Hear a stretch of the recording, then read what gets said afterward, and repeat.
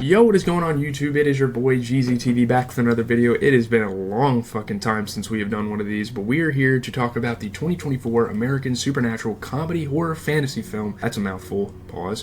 What?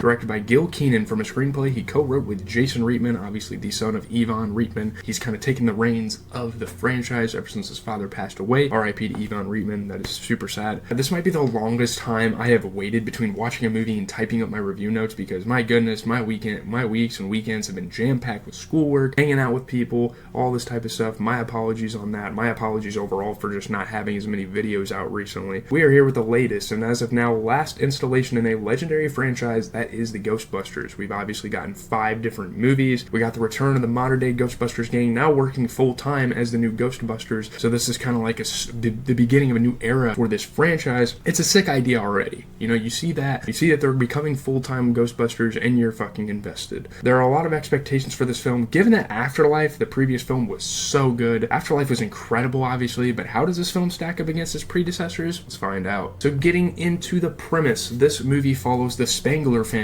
as they return to the iconic New York City firehouse where the original Ghostbusters have taken ghostbusting to the next level. When the discovery of an ancient artifact unleashes an evil force, typical of these movies, Ghostbusters new and old must unite to protect their home and save the world from a second ice age. You once again have Phoebe, played by the very talented McKenna Grace, who is kind of treated like the character who is incapable because she's a kid. And we'll talk about all the different storylines because my goodness, there are so many things kind of sprinkled throughout this. She's kind of like an outcast in this film. She like meets this ghost person who also feels like an outcast. They sort of connect in that way. These are just the few things we're gonna list off. You obviously still have Finn Wolfhard in this film, Paul Rudd, and no spoilers, but yeah, the old Ghostbusters gang is in this film as well, save for a member who passed away. Again, R.I.P. to Harold Ramis. He's an absolute legend for this franchise, and he's just an absolute legend in Hollywood in general. For his contribution to things like this, he's directed movies like Groundhog Day, National Lampoon's Vacation, Caddyshack. This guy's an absolute legend. Will yet another ancient mythological curse be taken care of, or will it haunt where it all began forever? You will have to kind of watch for yourself. Again, I'm not going to spoil the movie for you. You should kind of expect what's going to go on at this point, but I still don't want to give off too many details as to like how it goes, how the movie ends. You got to see that for yourself if you haven't yet. Starting with the good, obviously we do the good, the bad, the okay, just because it's been a while. I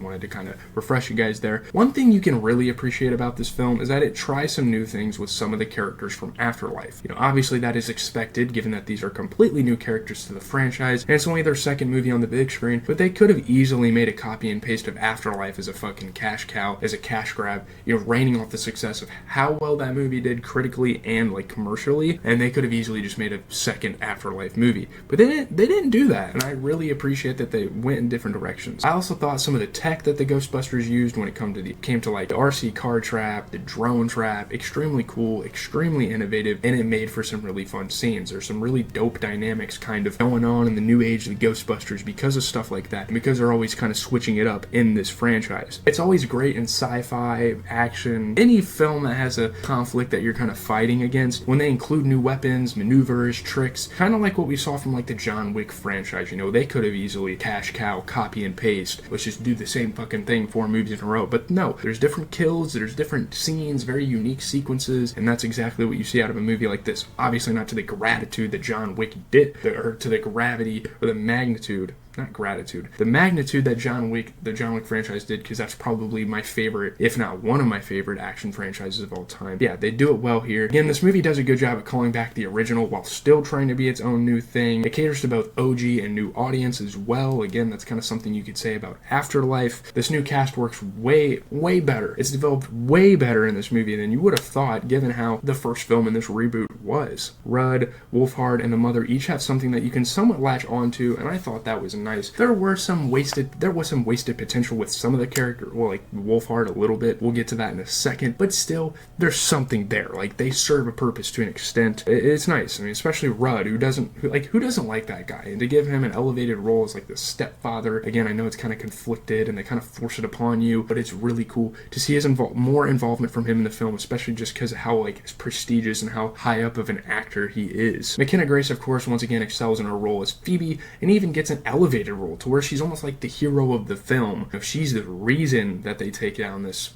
Ghost almost to an extent. And she's kind of like the underdog story. So that a lot of that just kind of meshes, adds together. I think it's really awesome. I don't really mind the type of audience that this film caters to either, because that 80s raunchiness is almost immature at a point, and it's nice to get some more normal, grounded humor in this film. I don't mind the family friendly. I feel like that's a really good direction for this franchise to go in, especially in this modern era where so many kids are like in the streaming era and watching movies and stuff. Back then it was more adults like turning on the TV. Now kids are really getting into it. I think it's cool to see them go in that direction. And it has like a cartoony vibe to it. I think that's awesome. It really kind of takes you back to your childhood, like even if you're an adult like myself. It's also just smart marketing wise. It lends itself to more people. And I like the return of characters like Slimer, Peck, the Secretary, Winston, the old gang, because it really makes you feel a type of way. And I know that can be a bit cringe, but it's necessary when making follow-ups. I think they did a great job at bringing back characters and just kind of reminding you the forefronts of this movie, where it kind of came from. Although some of the characters that I mentioned really don't do much for the storyline, it's still cool to at least have them here as a reference that fans of the OG films can appreciate. So getting into the bad, there also could be a bad thing about adding all these characters and adding all these implementations. There's definitely good and bad to that, because it just makes the story a giant clusterfuck of plot lines. There is so much going on in this movie, and I usually don't complain about that, because the less filler in a movie, the better. But it's just an overload here. It's fun and entertaining, but man, I think they just go for way too much in this film, and that is a flaw that this film has compared to the other Ghostbusters films. A lot of those are perfect and balanced and simplistic. Maybe some of them are a little too simplistic, but they have a way better balance than this film does. I feel like the creators and writers got the message from my last review that some of the characters were pointless, and instead of balancing out their roles a little more, they just went full script overload mode, and that part I can see as a con to this film. It's like you're just throwing shit at a wall and hoping it sticks, and you're never really letting it stick. You're throwing the next thing right at it, you know? It is what it is. If I listed every possible plotline they went for with this film, chances are that I would forget something, just because of how absolutely loaded this movie is. They obviously could have made this they honestly could have made this 2 movies to flesh out the plots better, and that's probably what they should have done. You know, the plot lines themselves are great, and with proper development, this could have made for a great 2 or maybe 3 movies full of interesting stuff, but instead, they just throw everything in one movie. Like, almost like they don't want to make another movie. I feel like they're going to, but it, like, just the way that this movie was presented, it's like, do you even want to make another film? And also, with some of the plots, they could have easily combined multiple of the plot threads together, so the movie had a little more focus, but it is what it is. You know, they made their decision, and that's that. I mean, how are you gonna have Finn Wolfhard in this film and just completely, like, kind of brush him to the side to an extent? I don't know. The villain made a last-second appearance, and that to me was also weird. Like, why? We'll talk about the villain a little bit more, but why the fuck was he only in the film for like 20 minutes? I don't know. Talking about the villain some more, kind of getting into the okay. Like, don't get me wrong, the villain is cool as fuck. Like, he looks awesome. The freeze powers, the character design, it adds some menace to the big screen and adds a very much, like, horror aspect that you don't really get with a whole lot of the other Ghostbusters movies. However, it's the same ancient being trick that they have used in literally every movie. Like, it'd be nice if there was a little bit better of a story, of a backstory. We'll talk about the Fire Master guy having that backstory, but they could have did a little bit more. They could have really went a little different direction just in that aspect of the film. We can also acknowledge that maybe the callbacks can be a little much, but some of them were definitely needed. Some of the lines from characters like Paul Rudd were a bit forced and sort of cringy, but it's their franchise. I say let them do whatever the hell they want. I mean, who am I as a fucking reviewer at the end of the day? I haven't achieved shit in Hollywood. I haven't achieved damn near anything in my life anyway. Peck is also quite a forgettable character to have in this film, so that's another mixed element. The Fire Master guy, I don't even know his fucking name, and it's gonna be hard to pronounce, so I'm just gonna forget about it. It was actually pretty funny, and there's some cool backstory with him, but there were some weird moments with him as well. That is a very mixed character. The villain, Peck, the Fire Master guy, those are kind of some of my mixed characters. I also just wish I didn't make this review so long after I saw the movie. That is on me. 100%. The Ghost Girl character was kind of mixed for me as well. She wasn't bad, but they didn't do enough with it. Getting into some review stuff, pulling up the tier list. I didn't think this film was that bad. And maybe, you know, my rating, I'm just going to say it right now, it's a 6.2 out of 10. Maybe that's a bit harsh. But after getting a movie as good as Afterlife, and this follows after, I don't know, I just feel like this was a bit of a letdown. And honestly, maybe the worst in the franchise, not counting whatever the fuck that 2016 movie was. I am not reviewing that on the channel, by the way. You will never see me talk talk about that movie. That movie was fucking trash.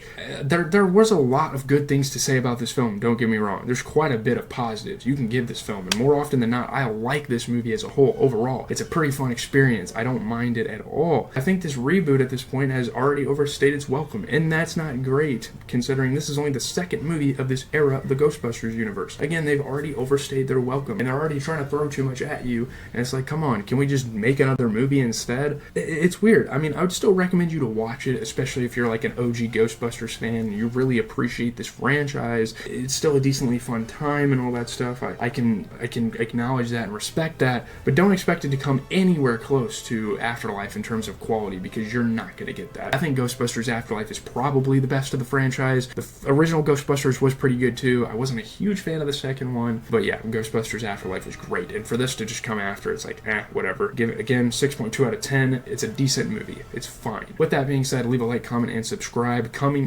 down the pipeline, whatever, however you word that, we have a Tyler, the Creator album review. He dropped Chromacopia like a week and a half, or maybe 2 weeks ago up to this point, so we are going to give that a listen finally. Again, I haven't had too much time to talk about stuff on the channel. Hopefully, I have a little more free time moving forward. School is getting kind of fucking hectic, but we're gonna figure it out. We're gonna thug it out. I'm gonna try to get this video out as soon as possible. Peace.